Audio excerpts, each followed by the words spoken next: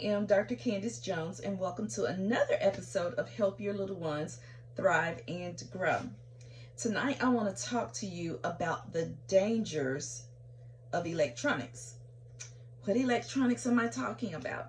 I am talking about the tablets and the phones. I think I talk about this so much that people may be tired of hearing me say it, but we cannot ignore the dangers that come from having your children too engaged in these things. Now, what are they doing on the tablet? They're watching videos. I want you to think about and even check out how long usually are the videos that your children watch. They are between 45 seconds to a minute long. Those things are super short. Maybe even a couple minutes long, but think about that. Your child getting addicted to these types of things, guess what that's doing to their attention span? That's not good. That attention span is getting shorter and shorter. The attention span is matching the length of the videos. So here's how you tell if your child may be having too much screen time. Check out movie nights with family, or even just watching a TV show. Normally a TV show is about 30 minutes long. A movie, maybe an hour and a half to 2 hours. Can your child sit there that entire time and watch a movie with the family? Can they watch a 30-minute TV show with the family without getting up, having to move, beginning to fidget, getting down, starting to play, getting bored with it? And you're like, wow, this is a good movie. Why aren't you paying attention? Why are you talking during the movie? Sit down. Stop doing that. We're trying to enjoy the movie. Their attention span has been trained to be lightning fast.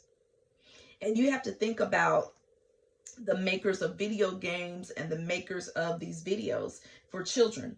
They understand that they have to speed that thing up. They got to get in there and they got to hit it hard and fast from the beginning to the end, because if they don't, the children will lose interest fast and they will not watch that thing, which results in them not being able to make the money that they could make if the child would watch the thing from beginning to end.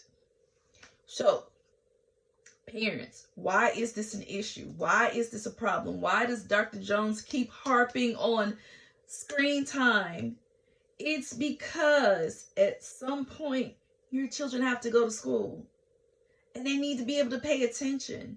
Now, can you imagine a child who has been trained since birth almost to hold these screens and watch these quick videos? And even if something that they're watching is not a couple minutes long, even if it's 20 minutes long, the animation is so sped up. It's moving so fast. It has to move fast to keep their attention. They get trained like that, where they feel like everything needs to happen so fast. People, educators, teachers don't talk that fast, and we don't move that fast. So what's happening in the classroom? Boring. That's what your kids are thinking. This stuff is boring. Because guess what? Your normal average human can't compete with a video that has been sped up. They can't compete with a child's attention span that has been trained to want things to come quickly. We're trying to give them information in the schoolhouse where they need to sit, they need to think about this thing, they need to reason, they need to make predictions, they need to make inferences.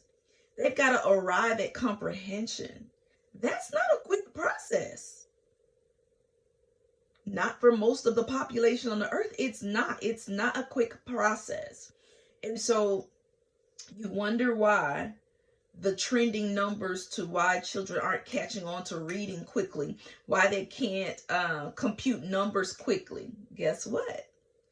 Their little attention spans have been trained to process so fast. And if information does not come to them at that same speed, they can scarcely take it in. So that's the problem. That's why I harp on electronics all the time. Think about this, parents. When your baby is little and they take that pacifier, at what age is it unacceptable for the child to still be walking around with a pacifier in his mouth? If they're getting around 3 years old and they're talking and they've got a mouthful of teeth and they're biting a hole in the pacifier, it's time out for it, right? It's over. Well, the same thing is happening. Parents, you're giving your children these electronics and you're using them as pacifiers, and that's not right. Now, I'm not trying to beat you up. I want you to understand what is happening when your children get to school so that you understand why they're not processing as quickly as you think that they should. You know your child, you're with them every day, and you see the intelligence in them, you see the potential, but then they get to school and they're not producing. Well, this is why. You're giving them a pacifier of an electronic. And here's why you're doing it. Because you give it to them and their mouths go like this. And that's exactly the same reason people continue to allow their children to have that pacifier way past the time that they should have thrown that thing away. They should have weaned the child off of it. The same thing happens with the electronics. You go out in public, you need your child to be quiet, you need them to be still. You sit that thing in their lap and they're just on it. And yes, they're quiet. But guess what? We've all learned that everything that is good to you is not always good for you. And so that's why our babies are hooked on these electronics. You try to take it from them and they have a fit. If this has become an issue with your child, start right now. Start to wean them off of that thing. It is not good for them. It is not. You want your children to grow and progress in life, in academics, and social skills. Oh, don't let me begin to talk about social skills. What do you think would happen, parents, if everyone just stayed in their phones all day? What do you think would happen if children stayed in their electronics all day and they didn't socialize? They didn't talk to the people around them. They are so pacified with the electronics that they're not thinking to ask you questions about their environment. Your child from age 3 up should be questioning you constantly. What's that? What's it do? Why is it? Why? What? If they're not doing that, you need to ask yourself why. You need to take a look at that. And you need to see what's got their attention that they're not interacting with the world around them. Why is it they're not inquisitive? Is it because all of their attention has been sucked into the electronics? My husband talks about it all the time. I never remember scripture, chapter, and verse, but he says he makes reference to a passage where it says, man will create things that will destroy them. That's Bible. Yes, it's Bible. It's been prophesied before any of us were born that these things would happen, that men would create things that would utterly destroy them. When we see that playing out every day. And when you know something, you can do better. And so since you know now that any device with any type of video game, TV show, what have you, if the animation is moving very fast, SpongeBob is a great example for a cartoon or a video that the animation, the lights is moving so fast. Do you know what's happening to your brain when you watch things like that? Those lights, those colors, those animations moving so fast, your brain is having to keep up with that. And that thing is just firing away. And you're training your brain to lose all sensitivity to people who are talking at the same speed at which I'm talking to you right now. That's not good. So when you know better, you do better. If your children are hooked on electronics. And again, the way you test it, put on a movie for family movie night. Can they sit there and attend to the movie? And you know that they're not sleepy, but they're having to get down and move around and they're not focusing, then you know you've got to cut out that screen time. Take it away. It's not good. Now, there are instances where it can be good. And when you find the little learning games that'll teach things like phonics sounds, teach things like foreign language skills, different things like that, that's good. But there should be a 15-minute cap on that. If your child is between the ages of 0 and 6, they get one 15-minute period of electronics per day, period.